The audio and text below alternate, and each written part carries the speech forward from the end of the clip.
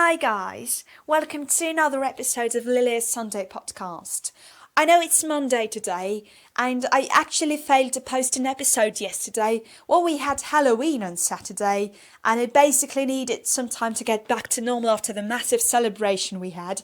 I didn't drink much, of course, but I had all this abnormal mess in my flat, so we had to clean it all up, and that took the whole day. So again, sorry if you expected an episode yesterday, but I didn't post it.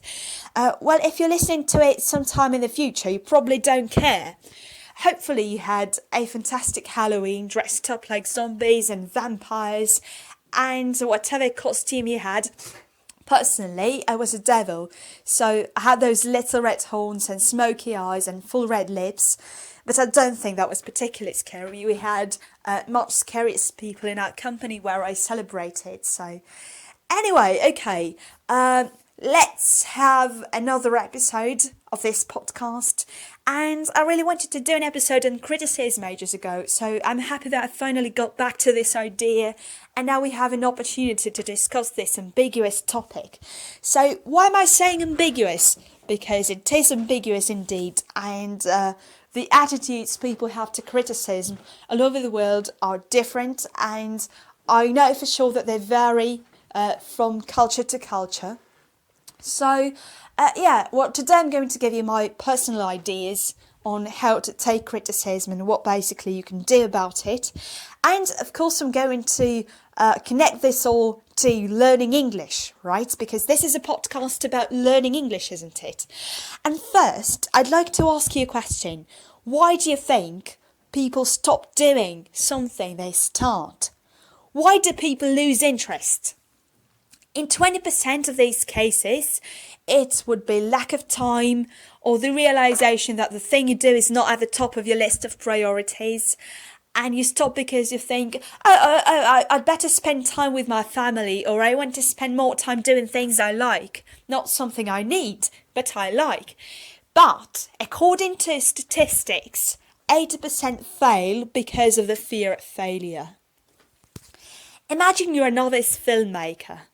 You film various scenes from your life, maybe in one go, and then edit them and post them online. Your friends tell you you've done a great job and your family are very supportive, but when you put it online, you get a few, nice comments, but OMG, people start criticising you. That they say the comments may vary. They might say I don't think that's a particularly good idea to film this, or just probably this scene is a bit inappropriate, or I'd film it in a different way. But you also have comments like, oh, this is just utter rubbish, what you're doing. This is just a complete pile of rubbish. And I'd never do it in that way. This is just awful. Yeah. Or they start criticizing your appearance and saying you're so ugly. Yeah. Because people are different, and some people are very some people get honest and they express their ideas in a subtle way, but some people are very blunt, and they can't really control their emotions, and they really want to say just nasty things to you. And you take that criticism really seriously. You delete the video and you close up. You start thinking you're rubbish at filmmaking and you'll never be able to create something decent.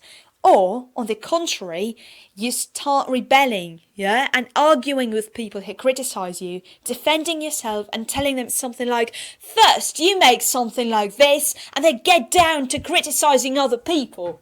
Right? You hear it very often, and you can read those comments. Such people often get attacked by internet trolls because they're very easy to express their emotions, and they easily go emotional, and basically they start shouting and expressing their emotions on the internet very easily. Not only can you apply this with filmmaking, any industry or any hobby may get prone to criticism. The same with language. Some students are so afraid of getting corrected. They hate studying in a group so that others don't hear it when the teacher corrects them. Or, oh my god, if another peer student is brighter and corrects you in front of your other peers, OMG, what can I do then? I know this happens with students a lot, especially teenagers who are really aware of their ego, and they want to be the best of the best in the class. So they're very just, what's the word? They really take this criticism. They really feel that their ego was ruined or damaged by this criticism. Okay, guys, remember, it is okay to be corrected. Even more, it's fantastic to be corrected. There is nothing better than being corrected in a language classroom, because this is the way you learn. When someone corrects you, this moment somehow gets stuck in your head, and you memorize the mistake you've made and the way of correction. There is nothing wrong here. I think this is the best thing you can get from your teacher when they correct you, because that means that they've paid attention to your mistake, right? And they think that the others could learn from it, and that there is a whole class of people who can learn from this mistake, and it's just amazing. So how can you react to other people correcting you? Well, you could turn this into a beneficial field of learning a language, right? Of how you can learn the language. So when you get corrected, okay, when you do get corrected, don't just nod your head, say yes, and continue speaking as if you didn't mind the correction.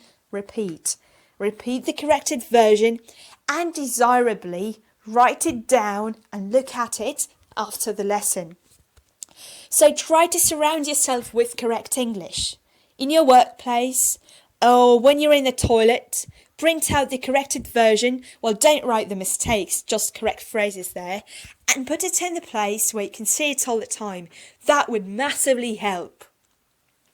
That could be your workplace. So I normally put things just above my computer screen, and then I'll have a look at them. If I tried to memorize something, if I really want to learn it, I may even just I'd even just have a wallpaper on my screen featuring this thing that I'm trying to learn so hard.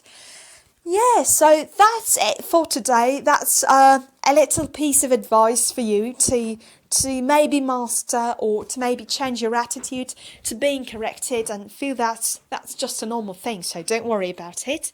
And I hope I don't sound too philosophical if I say this. Learn by trial and error, and don't give in to the fear of failure. So this is the truth, and the sooner you believe it, the better. Alright, okay, so thank you very much for listening to Lilia's Sunday podcast. As usual, I appreciate your feedback. I'd really love to hear from you anytime. Just anywhere you are, please leave your comments. Please tell me what you think. Find me on VK, Facebook or Podomatic. Add me as a friend. And let's discuss this podcast. Give me your ideas for learning English that you think are great. And just give me any ideas that you'd like to hear about in the podcast. I'm always open to new ideas. I'm always open to communication with people all over the world. And I'd be super massively happy to hear from you. Okay, that's it. Thank you very much, guys. I'll talk to you next Sunday. So we don't have any holiday, hopefully, next Saturday.